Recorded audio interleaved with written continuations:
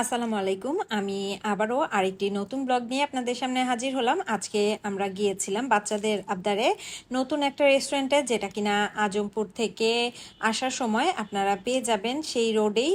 এই ক্যাফেটার নাম হচ্ছে সুইটি, যেটা কিনা অথেন্টিক একটা চাইনিজ রেস্টুরেন্ট, তবে এটা হালাল। এখানে আপনারা অনেক ধরনের খাবার দাবার পাবেন, সাথে হচ্ছে ফ্রেশলি বেকড যে আইটেমগুলো থাকে, কেক, পাউরুটি, বিস্কিট, এই টাইপের খাবার দাবার পাবেন। সাথে এখানে খুব সুন্দর অ্যাম্বিয়েন্স পেয়ে যাবেন। এখানে অনেক গাছপালা দিয়ে এই রেস্টুরেন্টটা ডেকোরেশন করা, ভেতরের দিকে হচ্ছে এরকম ওয়ার্ম লাইট দিয়ে খুব সুন্দরভাবে সাজানো। রেস্টুরেন্টে ঢুকতেই এখানে আপনারা অনেক সুন্দর সুন্দর কিছু খাবারের ছবি পেয়ে যাবেন, যা দেখতে অনেক লোভনীয় লাগছিল। তো আমরা হচ্ছে ভেতরে ঢুকেই হচ্ছে বাহিরের দিকে যে টেবিলগুলো সেট আপ আছে সেখানে বসে পড়লাম। আর এই জায়গাটা খুবই সুন্দর ছিল। আর আসার পরেই হচ্ছে ওরা আমাদেরকে মেনু কার্ড দিয়ে গেল। তো মেনু কার্ডটা আপনাদের সাথে একটু শেয়ার করলাম। এখানকার খাবারের প্রাইসটা কেমন আপনারা দেখে নিয়েন। আর এখানে কিন্তু মসকিটো ল্যাম্পও দেয়া আছে, আর এদের ডেকোরেশনটা আসলেই খুব সুন্দর ছিল, যেটা আমার কাছে বরাবরের মতন ভালো লেগেছে। তো এখানে হচ্ছে একদম খোলা আকাশের নিচে এই সেট আপটা করা, আর এখানে অনেক ধরনের গাছপালা আছে। তো আপনারা বসলে এখানে ফ্রেশ একটা এনভায়রনমেন্ট পেয়ে যাবেন যদি আপনারা বাহিরে বসেন, কিংবা ভেতরে বসলেও আপনারা খুব সুন্দর অ্যাম্বিয়েন্স পেয়ে যাবেন।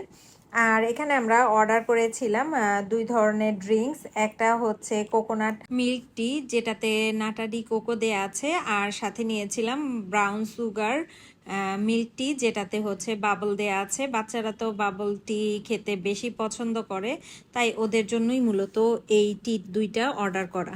সত্যি বলতে এই যে ড্রিঙ্কসগুলো আমরা অর্ডার করেছিলাম, এগুলো খেয়ে আমরা স্যাটিসফাইড ছিলাম না, কারণ এর টেস্টটা আহামরি অত বেশি ভালো ছিল না। আমার কাছে অ্যাভারেজ লেগেছে। এর চেয়ে বরং আমি মনে হয় বাসায় ভালো বানাতে পারি।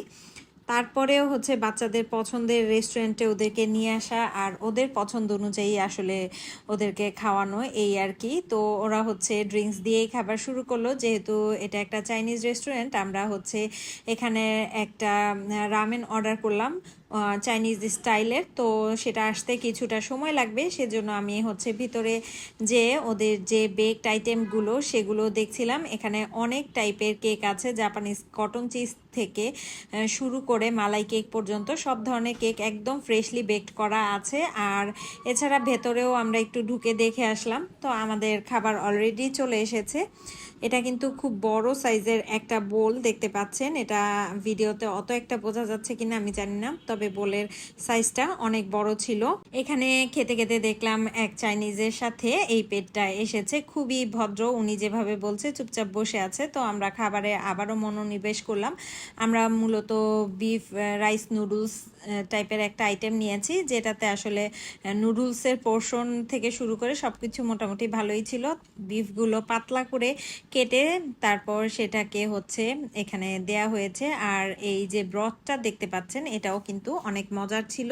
তবে ব্রথের সাথে চিলি অয়েল মিক্স করে খেতে আমার কাছে এটা বেশি ভালো লেগেছে। আর আমার হাজব্যান্ড তো এই টাইপের খাবার খায় না, সে পছন্দও করে না, তাই সে শুধু আমাদেরকে নিয়ে এসেছে আর বসেছিল। আর এদিকে হচ্ছে এই কুকুরটা একটু পরপর আমাদের কাছে আসছিল আদর খাওয়ার জন্য।